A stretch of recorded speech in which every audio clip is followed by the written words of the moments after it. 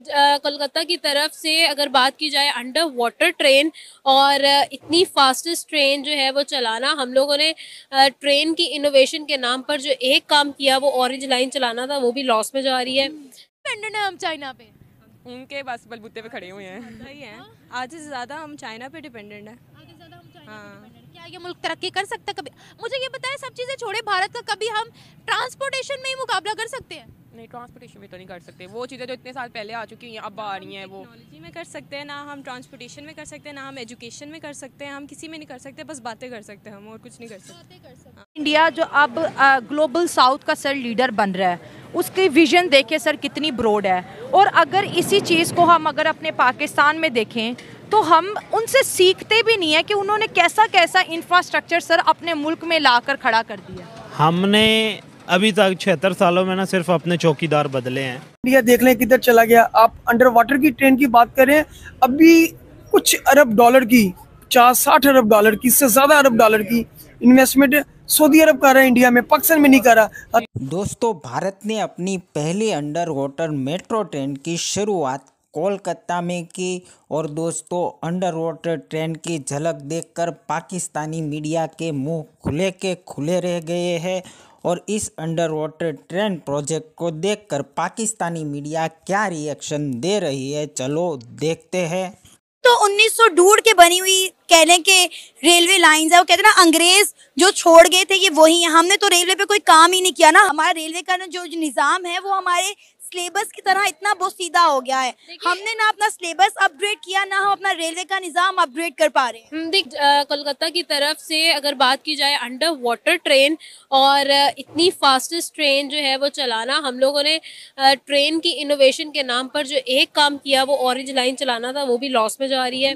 ठीक है, लेकिन उनकी तरफ से जो बिजनेस किया जाता है, जो स्टेप लिया जाता है, वो प्रोज एंड कॉन्स देख के करते हैं। वो अगर उसके ऊपर 1 रुपया लगाते हैं तो वो उससे 100 रुपया कमाने की सकत रखते हैं और इस तरह की प्लानिंग करते हैं। लॉन्ग टर्म प्लानिंग इंडिया में नज़र आती है, जबकि हम पाकिस्तान की बात करें तो पाकिस्तान के अंदर जो है लॉन्ग टर्म प्लानिंग के नाम पर लॉन्ग टर्म हमें जो है वो कर्जे नज़र आ रहे हैं। अब आप ये देखें, आपने आप ना बात की जम्मू कश्मीर की, तो आपको याद होगा कि कुछ दिन पहले इंडिया के प्राइम मिनिस्टर नरेंद्र मोदी जम्मू कश्मीर में जो है इलेक्ट्रिक ट्रेन का आगाज करके आए हैं, जो जम्मू कश्मीर को बॉम्बे, दिल्ली और इंडिया के मुख्तलिफ शहरों के साथ जोड़ रही है। तो अब आप देखिए कि इंडिया का रेलवे का जो निज़ाम है वो इंडिया को कितना बड़ा जो है रेवेन्यू में बूस्ट दे रहा है, इंडिया को बहुत ज़्यादा रेवेन्यू जनरेट करके दे रहा है। अगर हम अपने रेलवे की बात करें तो अब आप देखें हमारी ट्रेनें बंद पड़ी हुई हैं।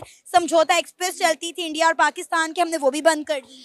हम लोगों ने क्या क्या बंद करना है, हम लोगों ने यहाँ पे बिजनेस बंद करा दिए हैं। आप ट्रेन्स की बात कर रही हैं, ट्रेन्स जो है वो आपको पता है कि इस वक्त हमारा जो रेलवे स्टेशन है, हमारा जो रेलवे का निज़ाम है वो इस वक्त बिल्कुल बंद हो चुका है।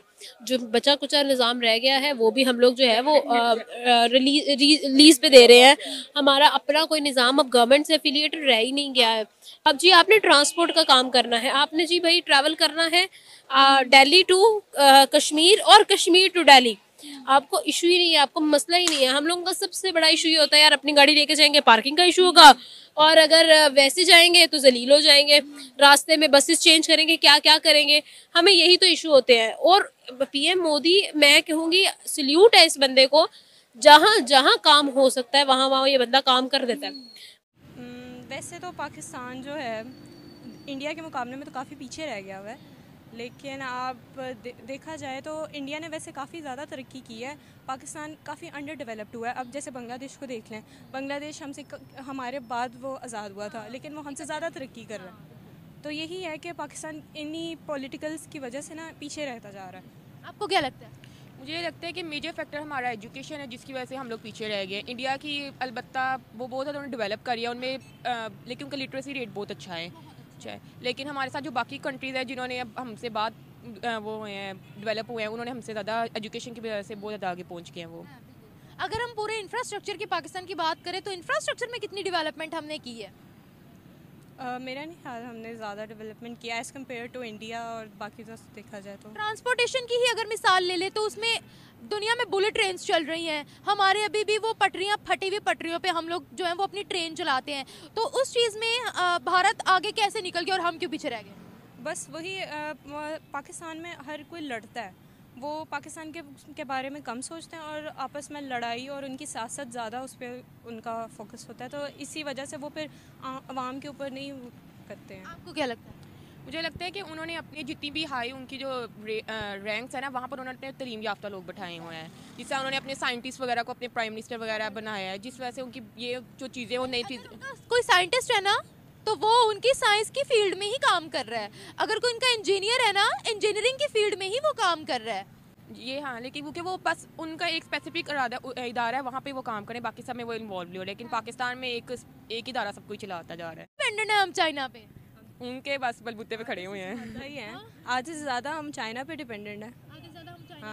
क्या ये मुल्क तरक्की कर सकता है? कभी मुझे ये बताएं, सब चीज़ें छोड़े भारत का, कभी हम ट्रांसपोर्टेशन में ही मुकाबला कर सकते हैं? नहीं, ट्रांसपोर्टेशन में तो नहीं कर सकते। वो चीज़ें जो इतने साल पहले आ चुकी हैं अब आ रही हैं, वो टेक्नोलॉजी में कर सकते हैं ना, हम ट्रांसपोर्टेशन में कर सकते हैं ना, हम एजुकेशन में कर सकते हैं, हम किसी में नहीं कर सकते, बस बातें कर सकते हैं हम, और कुछ नहीं कर सकते। अगर इसमें क्योंकि ये जो कोलकाता की जो मेट्रो बस है सर, इसमें टोटल 6 स्टेशन है, लेकिन जो सबसे अहम स्टेशन है वो एक्सपेंडेड है, जो कि आपको पता है 32 किलोमीटर पानी की सतह से नीचे बनाया गया है। सर सवाल यहाँ पर ये पैदा होता है कि इंडिया जो कि 140 करोड़ आवाम का मुल्क है, इंडिया जो कि एक मदर ऑफ डेमोक्रेसी के नाम से दुनिया में सर शोहरत पा रही है, वो इंडिया जो अब ग्लोबल साउथ का सर लीडर बन रहा है, उसकी विज़न देखिए सर कितनी ब्रॉड है।